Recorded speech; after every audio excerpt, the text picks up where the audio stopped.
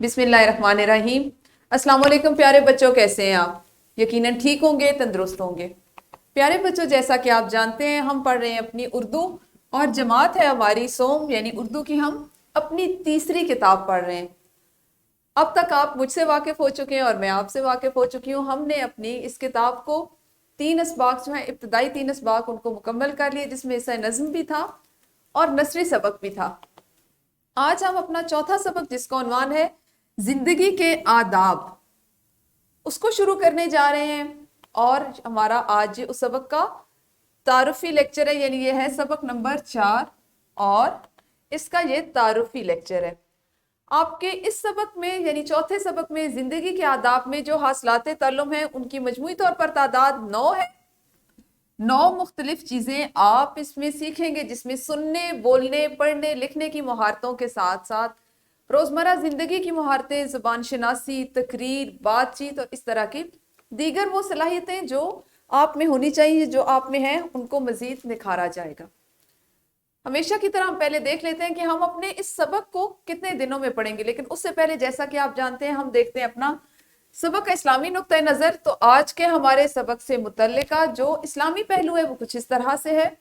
रसूलुल्लाह सल्लल्लाहु अलैहि वसल्लम ने फरमाया, कामिल मोमिन वो है जो खुश अखलाक हो और घर वालों से नरम सलूक वाला हो, यानी जिसका इखलाक इतना अच्छा हो कि लोग उससे बात करते हुए झिझक महसूस ना करें, और उसके घर वाले खास तौर पर उसके इखलाक से, उसके नरम रवैये से, उसके नरम सलूक से जो है वो उनके साथ पेश आए। तो आपने अपने घरों में ये चीज़ आमतौर पर देखी होगी कि हमारे जो वालिदैन होते हैं, उनका एक खास तरह का एक लगाव होता है, उनकी बात करने का अंदाज, उसमें ठहराव। बाज़ औक़ात ऐसा भी होता है कि बच्चे से कोई बड़ी गलती भी सरजद हो जाती है, तो वालिदैन जो है वो अपना लहजा, अपने अल्फाज का चुनाव इतना नर्म और इतना धीमा रखते हैं कि जिससे आपको उनसे उनसियत जो है वो मज़ीद ज़्यादा महसूस होती है। आप किसी भी तरह से उनकी बात पे नाराज़ नहीं होते, हालांकि आपकी गलती भी होती है। तो अपने लहजे को हमेशा कोशिश करें कि आप भी नर्म रखें। प्यारे बच्चों, आइए हम देखते हैं कि हम अपने सबक को कितने हिस्सों में पढ़ेंगे। हमारा सबक नंबर 4.1, जैसा कि आप जानते हैं, यहाँ पर 1 से मुराद हमारे चौथे सबक का वो पहला हिस्सा होगा जिसमें जिस हासिल ताल्लुम को हम सीखने जा रहे हैं। सबक नंबर 4.1 में है इसमें मारफा और इसमें नकरा की पहचान कर सकें। और हमारा दूसरा सबक होगा सबक नंबर 4.2, सादा जुमलों को ज़माना माजी, हाल और मुस्तकबिल के लिहाज से तब्दील कर सकें। प्यारे बच्चों, अपने चौथे सबक को आप तीसरे हिस्से में पढ़ेंगे। उसमें जो हासिलाते ताल्लुम होंगे वो है किसी कहानी या इबारत को अपने अल्फाज में मुनासिब लबो लहजे, तलफ़्फ़ुज़ और आहंग से बयान कर सकें। सबक नंबर 4.4, चौथा सबक और उसके चौथे जुज़। सबक यानी नज़्म नसर पढ़कर उसके मतन से मुतल्लिक सवालात के जवाबात लिख सकें। आपकी लिखने की सलाहियत में इजाफा किया जाएगा। और इसी सबक में आपका जो दूसरा हासिल ताल्लुम है वो है किसी कहानी या इबारत को अपने अल्फाज में मुनासिब लबो लहजे, तलफ़्फ़ुज़ और आहंग से बयान कर सकें।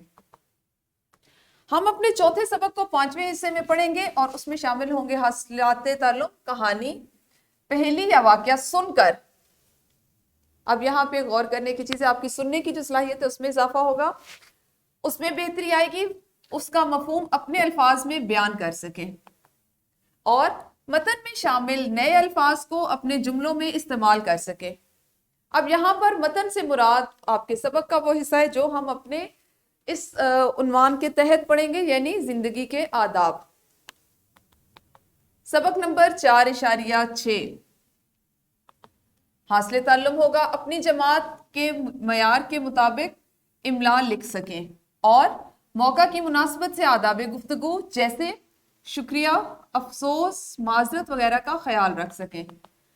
सबक नंबर 4.7 और हमारा ये इस सबक का आखिरी हिस्सा होगा। इसमें जैसा कि आप अगर अपनी किताब के साथ साथ देख रहे हैं तो इसमें सिर्फ एक ही हासिल ताल्लुम बाकी रह जाता है, जो है कि दी गई हिदायत सुनकर अमल कर सकें। इसको हम अपने सबक के आखिरी हिस्से में अपने अमली मंसूबे के साथ मुकम्मल करेंगे। तो आने वाले दिनों में हम इन्हीं हासिलाते ताल्लुम को मुख्तलिफ महारतों के जरिए, मुख्तलिफ मशकों के जरिए सीखेंगे। आपने उस वक्त तक अपना ख्याल रखना है। कल फिर मिलेंगे इंशाल्लाह सबक के बाकायदा आगाज़ के साथ। تب تک اللہ حافظ، شکریہ.